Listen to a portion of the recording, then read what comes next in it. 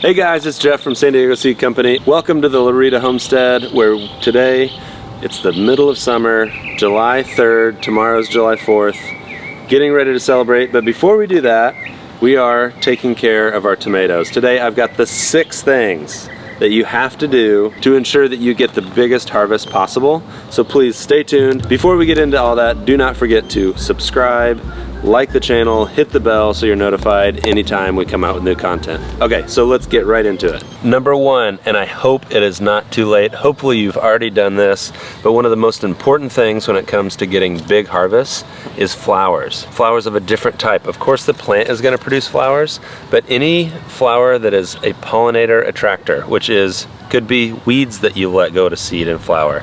This particular flower is sage. You think of it as an herb, but every year when it gets warm, it sends out these flowers. It is attracting bees. I see one right here. It might be tricky for the camera to see, but there are literally thousands, I don't know if it's literally, there are estimated thousands of bees in this yard because the whole place is covered in flowers.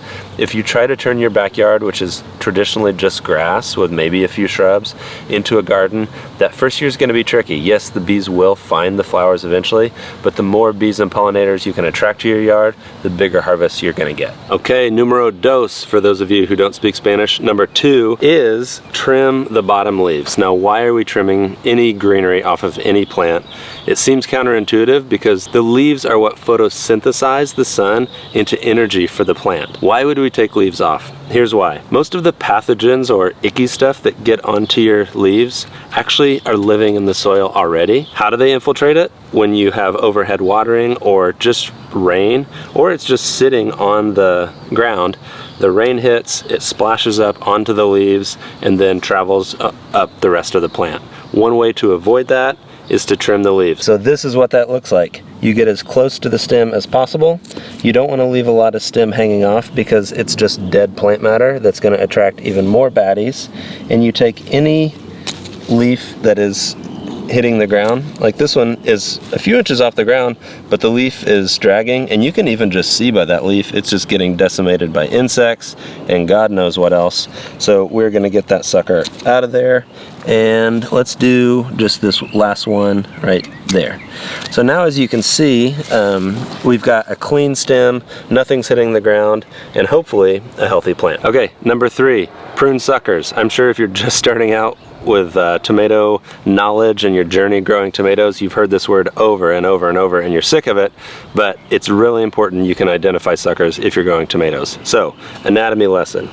Central stem coming from the root ball up, up, up, up, up.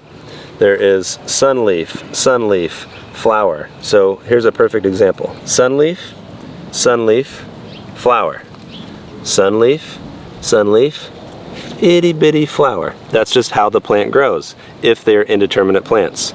In the axil of every sunleaf there is what is called a sucker. That's basically another stem. It's another chance for the plant to put out more sunleaf, sunleaf flower. If you let it grow, it's going to turn into just that, another plant. We don't want to do that, so we are going to snip it.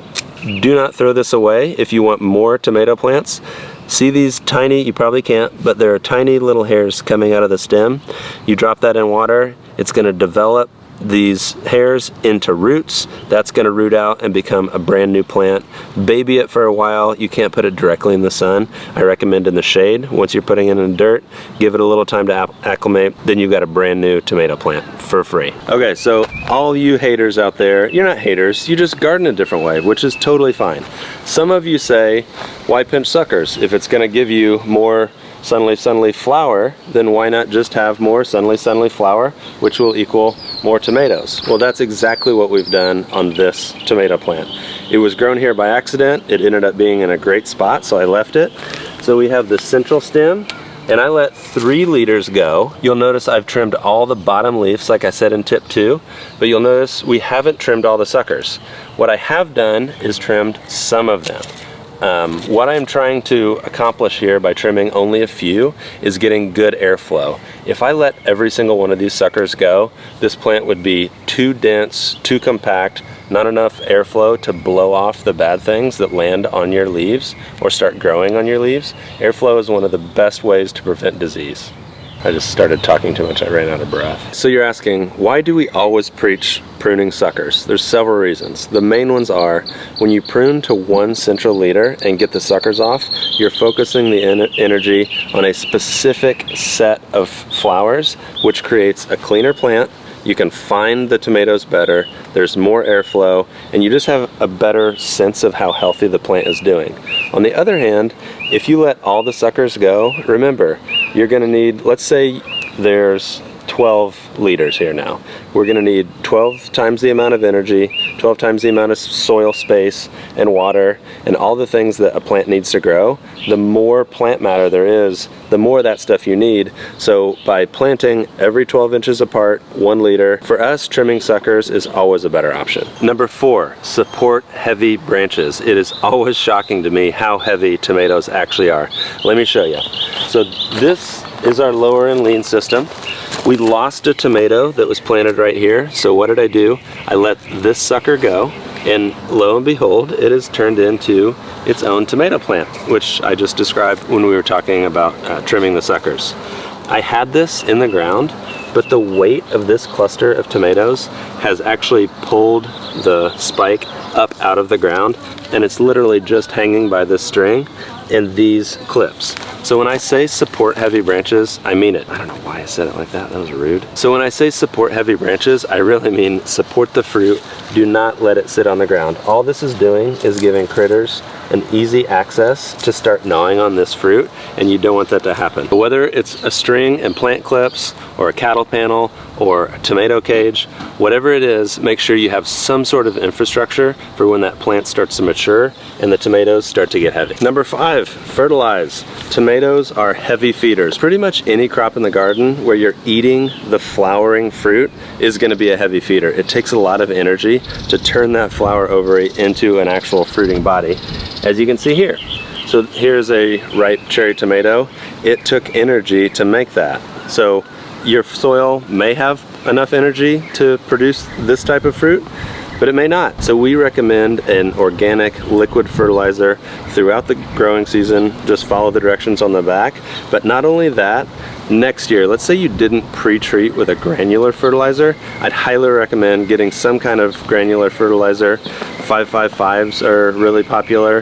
There's going to be debate in the online community of exactly what are the perfect ratios, but just know that somewhere 5, 6, 7, 8 range for any of these numbers is going to be good. But you'll notice with the liquid fish and kelp fertilizer, the numbers are fairly low, but it's just enough boost for your plant to get them through the fruiting season. Finally, number 6, harvest heavily.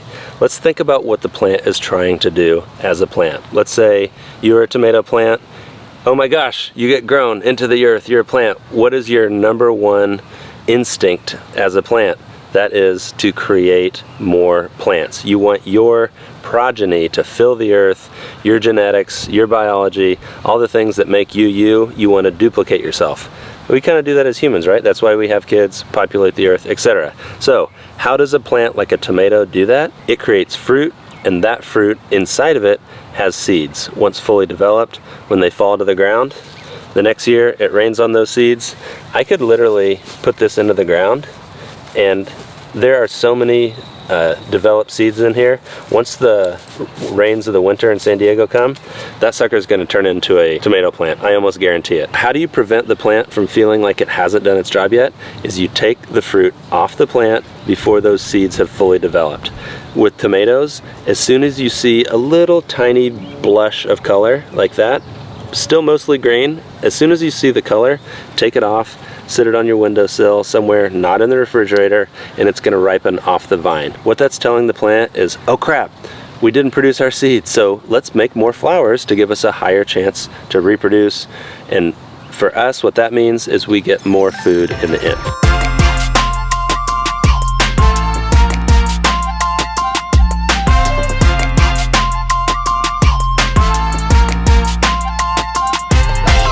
Those were the 6 things that we always do here at San Diego Seed Company to get epic harvest off of our tomatoes.